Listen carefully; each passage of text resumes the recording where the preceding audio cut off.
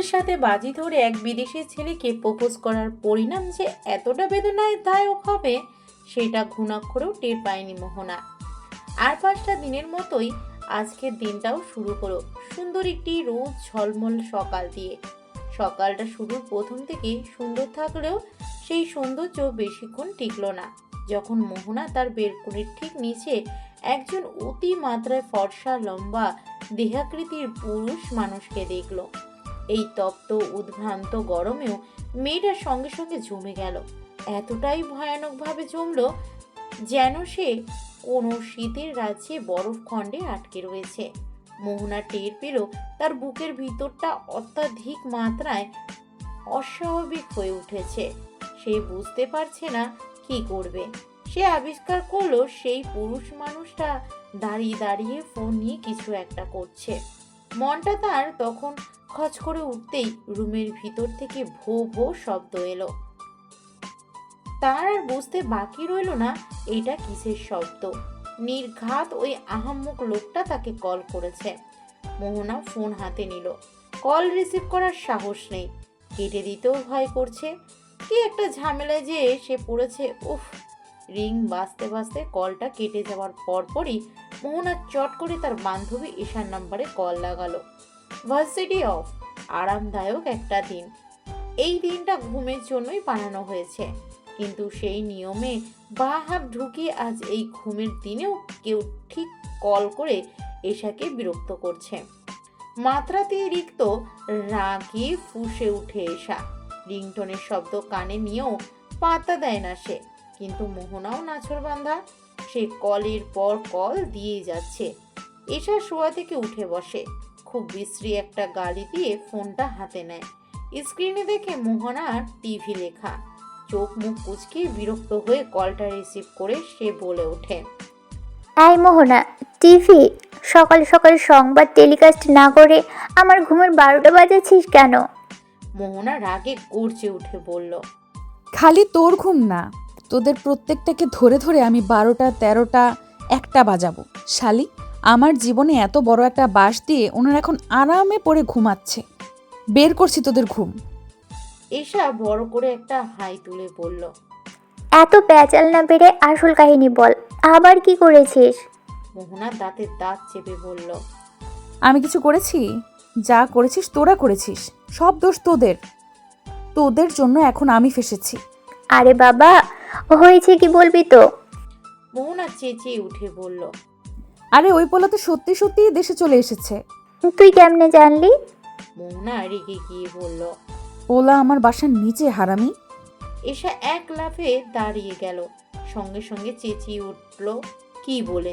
মোহনা কাঁদো কাঁদো গলায় বলল, হ্যাঁ, ও সত্যি সত্যি চলে এসেছে।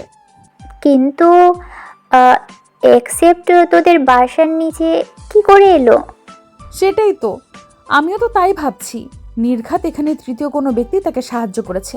মানলাম বাংলাদেশে সে চলেই এলো, তাই বলে আমার বাসাও এত সহজে খুঁজে বের করে ফেলেছে? আমি তো জীবনেও ওকে আমার বাসার অ্যাড্রেস বলিনি, শুধু বলেছি আমি বাংলাদেশে থাকি, এইটুকুই। কিন্তু ও আমার বাসার অ্যাড্রেস পেল কই? আমাকে না জানিয়ে কে আমার বাসার অ্যাড্রেস ওকে দিয়ে দিল? রাফাত নয় তো? না, ও ভালো ছেলে, ও এমন করবে না। তাহলে? আরে সেটা পরে ভাবা যাবে, আগে বল এই ছেলের কাছ থেকে আমি এখন বাঁচবো কি করে? সে তো আমাকে মেসেঞ্জারে কল দিয়ে জ্বালিয়ে ফেলছে। আমি এখন কি করব? কাল আব্বু চট্টগ্রাম থেকে এসেছেন, আজ যদি উনি এসব দেখেন তাহলে তো আমাকে মেরেই ফেলবে। শোন, এত ভয় পাস না, তুই রুমেই থাক। আর ওর কল ধরার দরকার নেই, আমি আসছি। আমি এসেই যা একটা ব্যবস্থা করব। এতক্ষণ পর্যন্ত তুই নর্মাল থাক, ওকে? মোহনা জোরে নিঃশ্বাস ছেড়ে বলল। আচ্ছা আয়। ডাইনিং রুম থেকে বাবার গলা পেয়ে মোহনা এক দৌড়ে সেই রুমে গেল। বিচলিত হয়ে বলল, বাবা ডাকছিলে? চিকন ফ্রেমের চশমাটা নাক বরাবর নামিয়ে মোহনার বাবা মাহবুব চৌধুরী বললেন, কোথায় ছিলে এতক্ষণ? ডাকছিলাম যে শোনোনি? বাবাকে প্রচন্ড ভয় পায় এই মেয়ে। বাবার স্বাভাবিক প্রশ্নে জবাব দিতে গেলেও ভয়ে বুক কাঁপে তার, যেন কথা গুলিয়ে ফেলে। সহজ কথাটা সহজভাবে বলতে গিয়েও জড়িয়ে ফেলে, যেমন এখনটা হচ্ছে। সে তোতলাতে তোতলাতে বলল, বাবা, আমি ওয়াশরুমে ছিলাম, তাই তোমার ডাক শুনতে পাইনি। ঠিক আছে, এখানে খেতে বসো। বুকে ছোট্ট করে একটা ফু দিয়ে চেয়ার টেনে বসলো মোহনা। তার ঠিক বরাবর বসেছে তার ছোট বোন মাহিয়া। মেয়েটা চোখ মুখ কুঁচকে বিরক্ত হয়ে বসে আছে। আজ স্কুল বন্ধ। সচরাচর এমন বন্ধের দিন অনেক বেলা করে ঘুম থেকে উঠে মাহিয়া। তবে আজ যেহেতু বাসায় বাবা আছেন, তাই আর সাহস করে ঘুমাতে পারল না সে। সবার সাথে তাকেও আর সকাল সকাল উঠে পড়তে হলো। এই নিয়েই এখন তার যত মন খারাপ। এক পিস ব্রেড খেয়ে আর একটা হাতে নেওয়ার সঙ্গে সঙ্গে দরজায় কলিং বেলের শব্দ হয়। মোহনার মা লায়লা বেগম গেলেন দরজা খুলতে। দরজা খুলে দেখলেন এশা এসেছে। এশা দাঁত বের করে হেসে লায়লা বেগমকে সালাম দিল। লায়লা বেগমও বেশ সাদরে তার সালাম গ্রহণ করে বললেন, ভিতরে এসো মা। এশা ভিতরে প্রবেশ করলো। লায়লা বেগম দরজা আটকে দিয়ে বললেন, চলো আমাদের সাথে নাস্তা করবে, আমরা মাত্রই নাস্তা করতে বসেছি। না না আন্টি, আমি এখন কিছু খাবো না। আমি বাসা থেকে খেয়ে এসেছি। আসলে মোহনার সাথে একটা নোট নিয়ে জরুরি ডিসকাশন করা ছিল, তাই এসেছি। আচ্ছা মা, তুমি তাহলে মোহনার রুমে গিয়ে বসো, আমি ওকে পাঠাচ্ছি। এসে সম্মতি জানিয়ে মোহনার রুমে গেল। লায়লা বেগম গিয়ে মোহনাকে বললেন। মোহনা, এসা এসেছে। মোহনা খাবার ছেড়ে উঠে দাঁড়িয়ে বলে, আচ্ছা, আমি ওর সাথে দেখা করে আসি। খাবার শেষ করে যাও। বাবার কর্কশ শব্দ শুনে সুন্দর করে আবার নিজের জায়গায় বসে পড়ল মোহনা। ছোট্ট একটা ঢোক গিলে চুপচাপ খাবার গিলতে লাগলো। মাহবুব সাহেব গম্ভীর সুরে জিজ্ঞেস করেন, এত সকাল সকাল এসা কেন এসেছে? বাবা আমার কাছ থেকে একটা অ্যাসাইনমেন্ট নিতে। লায়লা বেগম তখন বললেন, ও তো বললো কি নোট নিয়ে নাকি ডিসকাশন করতে এসেছে। হ্যাঁ হ্যাঁ, এই দুই কারণেই এসেছে, না হলে ও কি আর এত সকালে ওঠার মেয়ে। আচ্ছা, আমার খাবার শেষ, এখন আমি আমার রুমে যাই বাবা। ঠিক আছে, যাও। স্বস্তির নিঃশ্বাস ফেলে মোহনা তার রুমের দিকে পা বাড়ালো। রুমে আসার পর অনেক ভেবেচিন্তে এসা বলল, তুই ওর কলটা রিসিভ কর, দেখো কি বলে। এভাবে চোরের মতো বসে থেকে তো কিছু হবে না। আমি তো আসার সময় দেখলাম ও নেই, হয়তো আশেপাশের কোনো হোটেলে উঠেছে। এই সুযোগ, ওর সাথে কথা বলে নে, নয়তো পরে দেখা যাবে ডিরেক্ট তোর বাসার ভিতরে এসে হামলা করবে। এ হামলা করবে? মোহনা পেছনে ফিরে মাকে দেখে আটকে উঠল। মা সব শুনে ফেললো না তো? এসাও ঘাবড়ে গেল। লায়লা বেগম কফির ট্রেটা বেড সাইডে টেবিলে রেখে আবারও সেই একই প্রশ্ন করলেন। এশা আর মোহনা একজন আরেকজনের মুখের দিকে তাকিয়ে দাঁত কেলিয়ে হাসলো। মোহনা হে হে করে হেসে বলল, আরে মা, আমার না সামনে জন্মদিন, তাই এসা বলছিল ওরা সবাই এসে নাকি আমার বাসায় হামলা করবে ট্রিটের জন্য। শোনো, আমি কিন্তু বলে দিয়েছি আমি কোনো ট্রিট ফিট দিতে পারবো না। বাসায় এসে হামলা করেও কোনো লাভ হবে না। লায়লা বেগম হেসে বললেন, আচ্ছা, জন্মদিন আসলে না হয় আমি তোদের সবাইকে বিরিয়ানি ট্রিট দিব। এশা খুশি হয়ে বলল, ঠিক আছে আন্টি। আচ্ছা মা, তোমরা তাহলে কফি খাও, আমি আসি। লায়লা বেগম চলে যেতেই মোহনা আর ঈশা নিঃশ্বাস নিতে পারলো। আর একটু হলেই মারা পড়ছিল তারা। ঈশা কফির গ্লাসটা হাতে নিয়ে বলল, নে নে, এবার জলদি কল দে তোর ওই বিলাতি প্রেমিককে। মোহনা চটে গিয়ে বলল, এক লাথি দিয়ে তোকে ওই বিলাতি ইন্দুরের কোলে ফেলবো। আচ্ছা, কে কার কোলে পড়ে সেটা পরে দেখা যাবে, আগে এখন কলটা তো কর। মোহনা ভয়ে ভয়ে কল করলো। সাথে সাথে রিসিভ হলো। ওপাশ থেকে পুরুষালী এক তীক্ষ্ণ সুরে বুকের ভিতর তার মোচড় দিয়ে উঠল। চোখ মুখ শুকিয়ে গেল তার। লোকটি বলল, I came to Bangladesh, dear, just to see you. মোহনা কলটা সাথে সাথেই কেটে দিল। ঈশা ভ্রুকুটি করে বলল, কল কাটলি কেন? মোহনা ভয়াত্ম কণ্ঠে জবাব দেয়, যদি এখনও আমাকে নিচে নামতে বলে, যদি বলে আমি তোমার বাসার নিচে, তুমি নিচে আসো, নয়তো আমি তোমার বাসায় চলে আসবো, তখন। চোখে মুখে বিরক্তির ভাব ফুটিয়ে তুলে ঈশা বলে, তুই তো আগে ওর সাথে কথা বলবি, ও ও কি বলে সেটা শোনার চেষ্টা করবি। একটা ছেলে তোর জন্য তার দেশ ছেড়ে এখানে চলে এসেছে, ব্যাপারটা কি আর চারটেখানি কথা? এভাবে ইগনোর করে কোনো লাভ নেই। তুই বরং ওর সাথে সরাসরি কথা বল। আরে না, ওই হাদারাম এসেছে তো এসেছে, আর কয়টা দিন পর আসতে পারলো না। এখন আমার বাবাও বাসায়, বাবা আসলে এমনিতেই আমি ভয়ে থাকি, আবার কি নিয়ে উনি রেগে যান। তার উপর এখন আবার ওই আপদ এসে আমার কপালে জুটেছে। আর এসব হয়েছে তোদের জন্য। কি দরকার ছিল এই বিদেশি ছেলেকে খুঁজে খুঁজে প্রপোজ করতে বলার? এখন যে বাস খাচ্ছি, মজা লাগছে। মোহনা ভয়ে চুপসে আছে। ঈশা দীর্ঘশ্বাস ছেড়ে বলে, আমরা কি আর জানতাম বিদেশিরাও প্রেমের ব্যাপারে এত সিরিয়াস হয়? ওরা তো রাত দিন কত মেয়ের সাথেই ডেট করে। আমরা কি করে বুঝবো বল? তোর ওই মজনু একেবারে দেবদাস টাইপ লোক হয়ে যাবে। তুই প্রপোজ করেছিস বলে ছেলে হাত ধুয়ে তোর পিছনে পড়ে থাকবে। দেশি ছেলে হলেও এক কথা, কিন্তু এই ব্যাটা তো বিদেশি হয়েও আমাদের দেশি ছেলেদের চেয়েও এক ধাপ এগিয়ে। এমন জানলে আমরা কখনোই তোকে ওই ছেলেকে প্রপোজ করতে বলতাম না দোস্ত। এখন আর এইসব বলে কি হবে? যা হওয়ার তা তো হয়েই গিয়েছে। এখন এইসবের থেকে বের হবার উপায় বল। ওই মজনুকে আমি কি করে কনভিন্স করব? ঈশা জড়সড় হয়ে বসলো, বলল, শোন বলি। কিন্তু কিছু বলার আগেই মোহনার ফোনে কল আসে। আবার সেই লোক।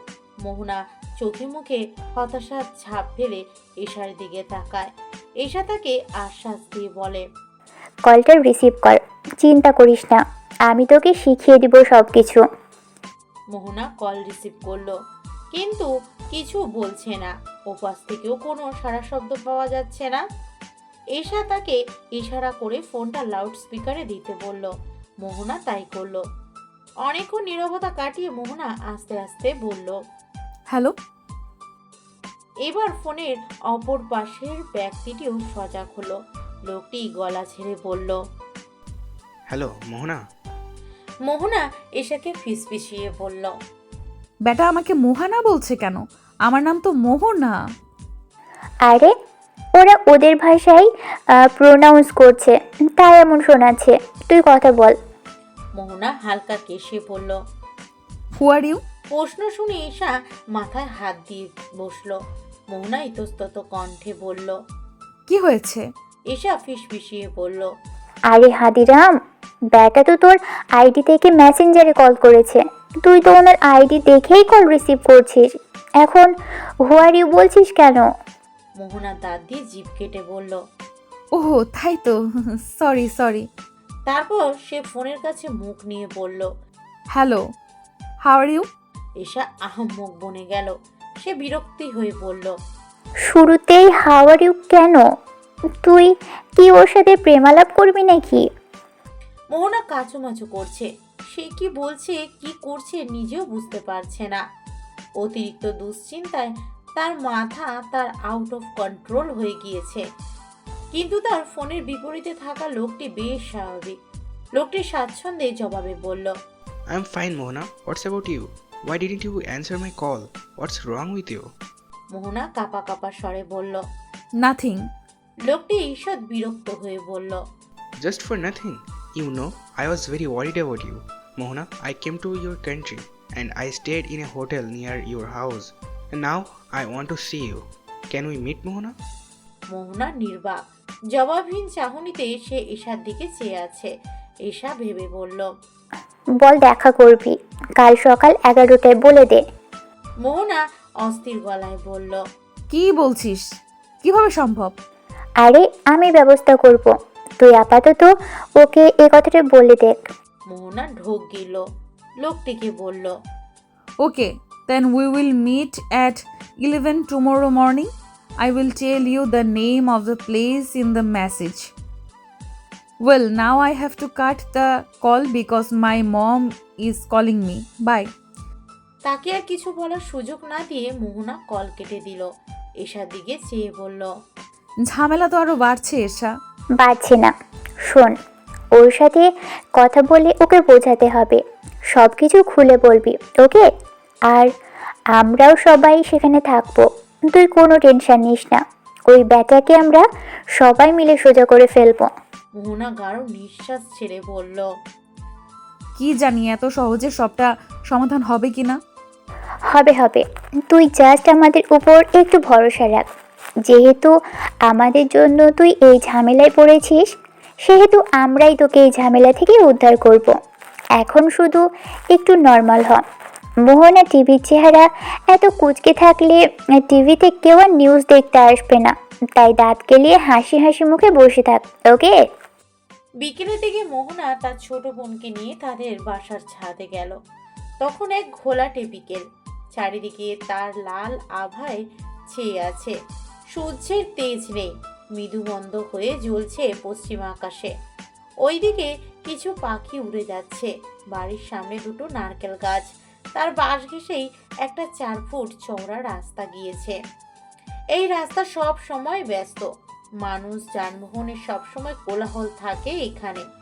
বিকেলের এই অশান্ত ব্যস্ত রাস্তাটাই চোখ বুলাতে বেশ ভালো লাগে মোহনার। সে তাই বোনকে নিয়ে প্রায় ছাদে আসে। তার বোনের রাজ্যের গল্প, এত সব গল্প শুনতে শুনতে সেই রাস্তায় নিষ্পলক চেয়ে থেকে মোহনার বিকেল কাটে। আজ আর তার ব্যতিক্রম হলো না। মাহিয়া তার স্কুলের গণিত স্যারের নামে খুব বদনাম করছে। এই স্যার ভীষণ রকম খারাপ, ফাও ফাও ছাত্রছাত্রীদের বকাবকি করেন। মাহিয়ার একদম সহ্য হয় না এই স্যারকে। মোহনা বেশ মনোযোগ দিয়ে কথা শুনছিল, সঙ্গে রাস্তার পথচারীদের ব্যস্ত ভঙ্গিতে চলাচল দেখছে। হঠাৎই তার দৃষ্টি আটকে গেল কিছু একটা দেখে। সে চোখ ছোট ছোট করে তার দৃষ্টিকোণ শুরু করলো। ব্যাপারটা বুঝতে পেরে বুকের ভিতরে ধক করে উঠল তার। রাস্তার ওই পাশে একটা কাপড়ের দোকান আছে। সেই দোকানের সামনেই সে ওই ভদ্রলোককে আবার দেখতে পেল। লোকটি কার সাথে যেন কথা বলছে, ফাঁকে ফাঁকে আবার মোহনাদের বাড়ির দিকে তাকাচ্ছে। মোহনা ভয় পেয়ে গেল। মাহিয়ারা হাত ধরে টেনে তাকে ছাদের অপর পাশে নিয়ে গেল। মাহিয়া অবাক হয়ে বলল, কি হলো আপু? কিছু না, ওইদিকে রোদ লাগছে। মাহিয়া ভ্রু কুঁচকে বলল, রোদ? তুমি রোদ কোথায় পেলে? উফ, তুই বুঝবি না, এখানেই দাঁড়িয়ে থাক চুপচাপ। মাহিয়ার কাছে ব্যাপারটা সন্দেহজনক লাগলো। সে এক দৌড়ে আবার ওই পাশে গেল। রাস্তার দিকে ভালোভাবে খেয়াল করে দেখলো কেউ আছে কিনা। কিছুক্ষণ দেখে সে আবার মোহনার কাছে ফিরে এলো। তাকে এসে বলল, জানো আপু, রাস্তার ওই পাশ থেকে একটা ছেলে আমাকে হাত নাড়িয়ে হাই দিয়েছে। ছেলেটা বোধহয় বিদেশি, কি ফর্সা সুন্দর দেখতে। ছেলেটা কে আপু, বলো না? উফ, আমি কি করে জানবো ছেলেটা কে? মাহিয়া বেলকনিতে গিয়ে আরো একবার উকি দিয়ে বলল, ছেলেটা এখনও ওই জায়গায় দাঁড়িয়ে আছে। কিছু তো একটা ব্যাপার অবশ্যই আছে। এমনি এমনি একটা বিদেশি ছেলে আমাদের বাসার সামনে কেন দাঁড়িয়ে থাকবে? এর পিছনে নিশ্চয়ই কোনো গুরুতর কারণ আছে। মোহনা বিপদে পড়ল যেন। সে উপায়ন্তর না পেয়ে জলদি সে ছেলেকে মেসেজ দিল। ছেলেটাকে মেসেজে বলল সেখান থেকে চলে যেতে, কিন্তু ওই ভদ্রলোক মোহনাকে উল্টা বলল বেলকনিতে এসে তার সঙ্গে দেখা করার জন্য। মোহনার সঙ্গে সঙ্গে তাকে রাগের ইমোজি পাঠিয়ে রাগি রাগি ভাবে বলল সে যেন এক্ষুনি এখান থেকে চলে যায়, নয়তো কাল কোনোভাবেই সে তার দেখা পাবে না। ছেলেটা মুচকি হাসির ইমোজি পাঠিয়ে মোহনাকে রিপ্লাই বলল সে এখনই চলে যাচ্ছে, আর বলল তার ছোট বোনও তার মতোই কিউট। মোহনার রাগ রেগে গেল, সেই মেসেজের আর কোনো রিপ্লাই দিল না। মাহিয়া সেই সময় বেলকনি থেকে ছুটে এসে বলল, এ আপু, ছেলেটা চলে যাচ্ছে। আর জানো, যাওয়ার আগে আমাকে হাত নাড়িয়ে বাই বলেছে। মোহনা ক্রুদ্ধ হয়ে বলল, এখন তাহলে খুশিতে মরে যা, দেশটা তাহলে একটু দূষণ মুক্ত হবে। তোর ওই পকর পকরে দেশের শব্দ দূষণ খুব বাড়ছে। মরে টরে গেলে অন্তত এই শব্দ দূষণটা তো কমবে। মোহনার কথাকে পাত্তা না দিয়ে মাহিয়া দাঁত কেলিয়ে বলল, এত সহজে মরে গেলে তোমার কি হবে? তোমাকে তখন কে জ্বালাবে? তোমাকে জ্বালিয়ে পুড়িয়ে ছাড়খাড় করে তবেই আমি মরবো, এর আগে না। মোহনা জবাব না দিয়ে ফোন টিপতে লাগলো। মাহিয়া মোহনার পাশে গিয়ে বসে খুব গম্ভীর সুরে বলল, তুমি কি আমার কাছ থেকে কিছু লুকাচ্ছ আপু? মোহনা মোবাইল থেকে চোখ সরিয়ে মাহিয়ার দিকে তাকালো, বলল, আমি আবার কি লুকাবো? সত্যি করে বলো, কিছু লুকাচ্ছ না? আরে না বাবা, সত্যি কিছু লুকাচ্ছি না। মাহিয়া শান্ত হয়ে বসলো। মোহনা মনে মনে ভাবলো, এই মেয়েকে সবকিছু বলা যাবে না, যা ঠোঁটকাটা মেয়ে, পেটের ভিতর কিচ্ছু থাকে না। আপাতত তাই ওর কাছ থেকে সবকিছু লুকিয়ে যাওয়া শ্রেয়। রাতের খাবার শেষ করে রুমে এলো মাহিয়া। মোহনার খাবার তখনও শেষ হয়নি। মাহিয়া এসে মোহনার ফোনটা নিয়ে বারান্দায় যায়। লক স্ক্রিন খুলতেই দেখে কারোর একটা মেসেজ। সচরাচর সে বোনের মেসেজ চেক করে না, ফোন নিয়ে কেবল গেম খেলে। আজ হঠাৎ মেসেজটা দেখে তার মন আকুপাকু করলো। মেসেজ প্রদানের মালিকটাকে দেখার জন্য সে মেসেঞ্জার ওপেন করে। চ্যাট লিস্টের প্রথমেই একজন ব্যক্তির মেসেজ, যার আইডির নাম ছিল ড্যানিয়েল লরিন। এমন নাম দেখে কিছুটা বিস্মিত হলো সে। সেই লোকটার মেসেজ সিন করলো। মেসেজে লেখা ছিল, কি করছো, বাংলা মেসেজ। কিন্তু ছেলেটার নাম দেখে মোটেও এই দেশি ছেলে মনে হচ্ছে না। মাহিয়া তার প্রোফাইলে ঢুকলো। বেশি কষ্ট করতে হলো না তাকে। প্রোফাইলের ছবি দেখেই সে চিনি ফেললো ছেলেটাকে। আঁতকে উঠলো যেন। তার থেকে অনেক বেশি কষ্ট পেল। তার বোন তাকে এত বড় মিথ্যা বলেছে, এটা সে কোনোভাবেই মেনে নিতে পারলো না। ফোনটা গিয়ে আবার সে জায়গায় রেখে আসলো। মনে মনে পণ করলো, মোহনার সাথে আর কথা বলবে না সে, কখনোই না। মোহনা খাওয়া দাওয়া শেষ করে রুমে এসে দেখলো মাহিয়া শুয়ে পড়েছে। মোহনা অবাক হলো, এত তাড়াতাড়ি শুয়ে পড়ার মেয়ে তো মাহিয়া না। কিছু আবার হলো নাকি? ওয়াশরুম থেকে বের হয়ে মোহনাও মাহিয়ার পাশে গিয়ে শুলো। পেছন থেকে একটু উকি দিয়ে দেখলো মাহিয়া ঘুমিয়ে পড়েছে কিনা। চোখের পাতা বন্ধ, কোনো সারা শব্দ নেই, হয়তো ঘুমিয়ে পড়েছে। মোহনা ফোন নিয়ে ফেসবুকে ঢুকলো। কিছুক্ষণ স্ক্রল করে এটা ওটা দেখে ফোনটা রেখে দেওয়ার সময় আরেকটা মেসেজ এলো। মোহনা চেক করে দেখলো লরিনের আইডি থেকে। সে মেসেঞ্জারে গিয়ে দেখলো লরিন এর আগেও মেসেজ দিয়েছে। সে অবাক হলো এটা দেখে যে সেই মেসেজটা আগে থেকে সিন করা। আরও অবাক হলো সেই মেসেজটা দেখে, কারণ সেটা আবার বাংলা ফ্রন্টে লেখা ছিল। ছেলেটা বাংলায় মেসেজ দিল কি করে? ওর তো বাংলা পড়ার কথা না। মোহনা তখন রিপ্লাই লিখলো, how do you write in Bengali? সাথে সাথে উত্তর এলো। By the help of Google. Mohona seen করলো আর উত্তর দিল না। ছেলেটা আবার বাংলায় মেসেজ দিল। শুয়ে পড়েছো? মোহনা ভ্রু কুচকালো। সে কিছু লেখার আগেই তার বোন পাশ থেকে খিটখিটিয়ে উঠে বলল, লাইট অফ করছো না কেন? মোহনা তার দিকে চেয়ে বলল, তুই এখনো ঘুমাসনি? না, জেগে জেগে তোমার প্রেম দেখছিলাম। কি? মোহনা চেঁচিয়ে উঠল। মাহিয়া তখন শোয়া থেকে উঠে বসে বলল, এখন চেঁচাচ্ছ কেন? আমি কি মিথ্যে বলেছি নাকি? তুমি ওই বিদেশির সাথে প্রেম করছো না? আমায় তুমি মিথ্যে বললে কেন? মোহনা অসহায়ের মতো মুখ করে চেয়ে আছে, কিন্তু মাহিয়ার তার সেই অসহায়ত্বের উপর মায়া হলো না। সে পুনরায় গর্জে উঠে বলল, আমি তো তোমার কেউ না, তাই না? আমার কাছে তুমি কিছু শেয়ার করতে চাও না, অথচ আমি তোমায় সব বলি। আজ থেকে আমিও তোমায় আর কিছু বলবো না, যাও, তোমার সাথে আমার আর কোনো কথা নেই। বলে আবার সে পাশ ফিরে শুয়ে পড়ল। মোহনার মনে হলো সত্যি বাচ্চা মেয়েটা হয়তো কষ্ট পেয়েছে, তাকেও এখন সবকিছু বলতে হবে। আর কোনো উপায়ন্তর না দেখে মোহনা ছোট বোনকে মানিয়ে টানিয়ে তার কাছে সবকিছু শেয়ার করলো। মাহিয়া সব শুনে খুশিতে হাততালি দিয়ে বলল, উফ, কত ভালো! আমি তাহলে বিদেশি দুলাভাই পাবো। মোহনা রেগে গিয়ে বলল, এই জন্যই তোকে কিছু বলি না, বুঝিস কম, লাফাস বেশি।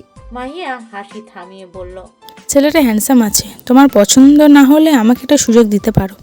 মোহনা উগ্র কণ্ঠে বলল। খালি সুযোগ না, ধরে বিয়ে দিয়ে দিব, অসভ্য মেয়ে। পরের দিন সকাল সকালই মোহনা ভার্সিটির জন্য বেরিয়ে পড়ে। রাস্তায় ঈশাকে তার রিকশায় তুলে নেয়। ঘড়িতে তখন 8টা বাজে। সময় বাড়ার সাথে সাথে মোহনার টেনশনও বাড়ছে। 11টা বাজলেই তাকে ওই ছেলের সাথে দেখা করতে হবে। আদৌ সে তাকে বোঝাতে পারবে কিনা সেটা নিশ্চয়ই সে নিশ্চিত হতে পারছে না। ঈশা তাকে শান্ত থাকতে বলল সবাই মিলে ঠিক ম্যানেজ করে ফেলবে। রিকশা থেকে তারা নামতেই একদল ছেলে মেয়ে এসে তাদের ঘেরা দিয়ে ধরল। তার মধ্যে থেকে একটা মেয়ে অতিরিক্ত উত্তেজিত হয়ে বলল, আল্লাহ, আমি তো এখনো বিশ্বাস করতে পারছি না মোহনা, ওই বিদেশি ছেলেটা তোর জন্য তোর দেশে চলে এলো। তুই কত লাকি রে, একটা ছেলে তোর জন্য নিজের দেশ ছেড়ে এখানে চলে এসেছে। এটা কত বড় ব্যাপার তুই ভেবে দেখেছিস? মোহনা রিক্সার ভাড়া মিটিয়ে আশেপাশে চোখ বুলিয়ে বলল, মাত্র তোরা এই কয়জন এসেছিস? আমি তো ভাবলাম তোরা পুরো ডিপার্টমেন্ট এসে হাজির হবি। এত বড় একটা নিউজ ইতিমধ্যে বোধহয় সবার কানেই চলে গিয়েছে, তাই না? তাদের মধ্যে থেকে একটা অশান্ত টাইপ ছেলে জবাবে বলল, আমরা ছাড়া কেউ কিছুই জানে না। এত চিন্তা করিস না, এখন তোর মজনুর খবর বল। ভাবছি সবাই মিলে এমন টাইট দিব যে বেটা বাপ বাপ বলে দেশ ছেড়ে পালাবে। দেখিস উল্টে আবার সেই ছেলেই না তোকে টাইট দিয়ে বসে। ঈশার কথা শুনে ছেলেটার মেজাজ চটকে গেল। সে বলল, চিন্তা করিস না মোহনা টিভি, ওই বিদেশিকে কনভিন্স করতে না পারলে তোর বদলে এশাকে তার কাছে রেখে আসবো। এসা ভ্রু কুচকে কোনো উত্তর না দিয়ে বড় বড় পা ফেলে ক্লাসের দিকে চলে গেল। মোহনা তখন বিরক্ত গলায় বলল, রাফাত, তুই শুধু শুধুই মেয়েটার পেছনে পড়ে থাকিস। মেয়েটা যদি আমায় বুঝতো তাহলে কি আর আমি ওর পেছনে পেছনে পড়ে থাকতাম বল? মোহনা দেখে প্রশ্ন ছুড়ে রাফাতও সেখান থেকে চলে গেল। এ আর নতুন কিছু না, বন্ধুত্বের মধ্যে যখন ভালোবাসা এসে হানা দেয় তখন এমন মান অভিমানের পর্ব চলতেই থাকে। সব কিছু পরে, আগে বল আমাদের মাঝে থেকে কে ওই বিদেশিকে সাহায্য করছিস? এশার প্রশ্নে যেন সকলে আকাশ থেকে পড়ল। রাফাত কপালে ভাঁজ ফেলে বলল, আমাদের মধ্যে থেকে আবার কে ওকে সাহায্য করবে? মোহনা জোরে শ্বাস নিয়ে বলল, কেউ একজন তো অবশ্যই করছে, নয়তো এই ছেলে ডিরেক্ট আমার বাসার ঠিকানা পেল কিভাবে? নিশ্চয়ই এমন কেউ ওকে সাহায্য করছে যে আমার খুব কাছের, আমার সম্পর্কে যে অনেক কিছু জানে এমন কেউ। সবার চোখে মুখে গাঢ় চিন্তার ছাপ পড়ল। সেখান থেকে কাউকে সন্দেহজনক মনে হলো না। রাফাত কিছুক্ষণ ভেবে বলল, আরে এটা নিয়ে তো ভাবার কি আছে, আজকে ওর সাথে কথা বলার সময় সব তো জানা যাবে, তাই না? এসাও রাফাতের কথার সাথে তাল মিলিয়ে পড়ল। হ্যাঁ তাই তো, এত দুশ্চিন্তা করছি কেন? দেখা হলে ওই পোলার কাছ থেকেই তো সব কিছু জেনে নিব। একে একে সবাই প্ল্যান করতে লাগলো কিভাবে তারা লোকটাকে বোঝাবে। এই নিয়ে এক একজনের এক এক মতামত। মোহনা কারোর উপরই তেমন ভরসা করতে পারছে না। দুশ্চিন্তা হচ্ছে এই ভেবে যে পরে আবার হিতে বিপরীত হবে না তো। কফি শপের এক কর্নারের বড় টেবিলটাতে সবাই পাশাপাশি বসলো। বেশ কিছুক্ষণ আগে মোহনা লরিনকে জায়গার নাম মেসেজ করে দিয়েছে, সাথে বলেও দিয়েছে কিভাবে কিভাবে আসতে হবে। মোহনার পেটের ভিতরে যেন কেমন করছে, ভয় না অস্বস্তি সেটা সে ধরতে পারছে না। বাইরে প্রচণ্ড গরম, কপাল বেয়ে মোহনার ঘাম পড়ছে। ওড়নাটা মাথা থেকে সরিয়ে মোহনা একটু নড়ে চড়ে বসলো। পাশ থেকে ঈশা তার হাতের উপর হাত রেখে তাকে আশ্বস্ত করলো। বেশ কিছু সময় বাদে একজন ফর্সা দেখতে লম্বা করে লোক তাদের মাঝে এসে উপস্থিত হয়। লোকটার ঠোঁটে ঝুলে আছে চমৎকার এক হাসি, চোখগুলো তার খুশিতে ঝলমল করছে। সে এসেই হাত নাড়িয়ে সকলের উদ্দেশ্যে বলল, হ্যালো গাইস। সকলে বিস্ময় ভরা চোখে তার দিকে চাইল। মোহনার নির্বাক নিষ্পলক একটা মেয়ে সেখান থেকে বলে উঠল, আর ইউ দ্য বিলাতি ইন্দুর? লোকটি হাঁ করে চেয়ে রইল। রাফাত মেয়েটির চুল টেনে বলল, চুপ কর। তারপর সে লোকটিকে বলল, হ্যালো লরিন, প্লিজ সিট ডাউন। লরিন হেসে রাফাতের পাশের খালি চেয়ারটায় বসলো। মোহনা এখনো নিস্তব্ধ। রাফাত একে একে সবার পরিচয় বলল। শেষে বাকি রইল কেবল মোহনা। তার দিকে তাকিয়ে রাফাত কিছু বলার আগেই লরিন বলে উঠল, And here's my Mohana. Am I right? মাই মোহনা। শব্দজোড়া শুনে মোহনা কেন যেন আঁতকে উঠল। সে ঢোক গিলে বলল, হাই। লরিনের চোখে মুখে যেন এক পশলা খুশির মেঘ নেমে এলো।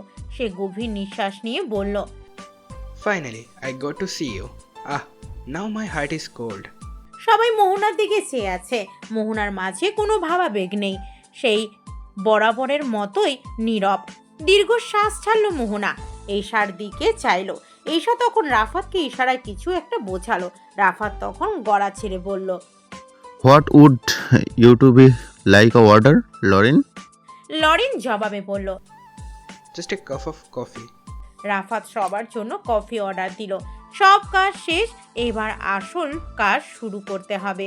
রাফাত একটু নড়েচড়ে বসলো, লরিনের দিকে হেসে তাকিয়ে বলল, So bro, give me an answer. How could you get Mohona's home address? Did anybody help you? লরিন কিছু একটা ভেবে বলল, I don't know. Actually, when I came Bangladesh, I got message from an unknown number, and that's where I found Mona's address. এশা প্রশ্ন করলো। Can you give us the number of that person? লরিন হতভম্ব কণ্ঠে বলল, Sorry, I can't do that. It's illegal. But you? Rafat ইশারা দিয়েই এশাকে থামতে বলল। এশা মুখ বুজে বলল। রাফাত তখন বলল, Okay, look bro, we know everything. We know that you like Mohona and you come to Bangladesh just for see her. It's a big thing, you know. But I am sorry to say that Mohana don't like you. Actually, it's a dare which was given to Mohana from us. And for complete this dare Mohana proposed you. Nothing else. Hope you understand all the matter. And we are really sorry for this. Please forgive us. It's okay. I don't mind. লরিনকে এতটা স্বাভাবিক দেখে সবাই ভীষণ অবাক হলো। অনেকক্ষণ পর মোহনা এবার মুখ খুলল, বলল, I am also so sorry. I will be very happy if you forget all these misunderstandings and go back to your country. হুট করে এই দুই পুরোর মাঝে ভাঁজ পড়ে গেল লরিনের। সে সোজা হয়ে বসে বলল। আমি আমার দেশে কেন ব্যাক করব?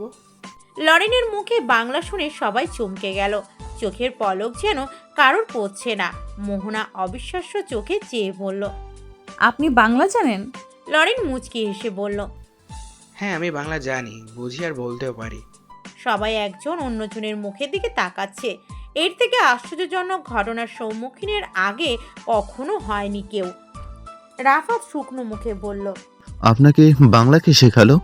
আমার একটা বাঙালি বন্ধু আছে, আমি তার কাছে থেকেই বাংলা শিখেছি। মোহনা মাথা চাপড়ে বসলো। সবার কফিও তখন চলে এসেছে। লরিন তার কফির কাপে চুমুক দিয়ে বলল, আমি খুব ভালো বাংলা বলতে পারি, তবে তোমরা আমাকে শিখিয়ে দিলে আমি তোমাদের মতো সুন্দর বাংলা বলতে পারবো। রাফাত তখন ফিচেল গলায় বলল, তোমার আর বাংলা শিখতে হবে না ভাই, তুমি তোমার দেশে চলে যাও, সেখানে গিয়ে বিয়ে শাদী করে বাচ্চা কাচ্চা পয়দা করো, অযথা আমাদের গলায় এসে ঝুলো না। লরিন হাসলো। তার হাসি দেখে তাদের এক বান্ধবী দিশা বলল, আপনার হাসি সুন্দর। সবাই বিরক্ত চোখে দিশার দিকে তাকালে দিশা বোকা বোকা হেসে কফির কাপে ঠোঁট ভেজায়। লরিন বলে, বিয়ে করতেই তো এসেছি মোহনা, আমাকে তোমার বাসায় নিয়ে চলো, আমি তোমার মা বাবার সাথে কথা বলতে চাই। মোহনা ঢোক গিলল। যতটা কঠিন সে ভেবেছিল ব্যাপারটা, তার থেকেও অনেক বেশি কঠিন। সে জবাব না দিয়ে ঘাপটি মেরে বসে রইল কেবল। এশা তখন কিছুটা রেগে বলল, আই মিস্টার, আপনি কি কথা বলছেন না? আমরা তো বললাম এটা একটা ডেয়ার ছিল। মোহনা আপনাকে পছন্দ করে না, শুধুমাত্র আমাদের চাপে পড়েও আপনাকে প্রপোজ করেছে।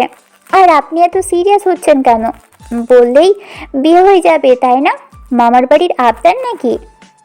লরিন শান্ত গলায় বলল, মোহনার পছন্দ করার দরকার নাই, আমি মোহনাকে পছন্দ করি, সেটাই যথেষ্ট। মোহনা বাকরুদ্ধ। তার চোখে মুখে এই মুহূর্তে ভীষণ হতাশা এসে ভর করেছে। রাফাত রেগে গেল। টেবিলের উপর চাপড় মেরে সে খুব রাগ দেখিয়ে কিছু বলার আগে ঈশা তাকে থামিয়ে দিল। ঈশা এবার ধীর গলায় বলল, দেখুন মিস্টার লরিন, আপনি অবুঝ নন। আপনি বুঝতে পারছেন সমস্যাটা কোথায়। এই সবটা একটা ছোট্ট মজা ছিল কেবল। বন্ধুরা এমন মজা করেই থাকে, এইটা নিয়ে এত সিরিয়াস হওয়ার কিচ্ছু নেই। এখন সবচেয়ে ভালো হয় আপনি আপনার দেশে ফিরে যান, এখানে থেকে কোনো লাভ নেই। আর সব কিছুর জন্য তো আমরা দুঃখিত বললামই, তাই প্লিজ এখন কিছু ভুলে যান আর যার যার পথে ফিরে যান, সেটাই ভালো হবে। লরিন কোনো জবাব না দিয়ে ঢকঢক করে পুরো কফিটা গিলল। সবাই তার দিকে তাকিয়ে তার জবাবের অপেক্ষা করছে। এক পর্যায়ে অনেকটা সময় পর লরিন গভীর দীর্ঘশ্বাস ফেলে বলল, sorry, I can't back to my country without Mohona.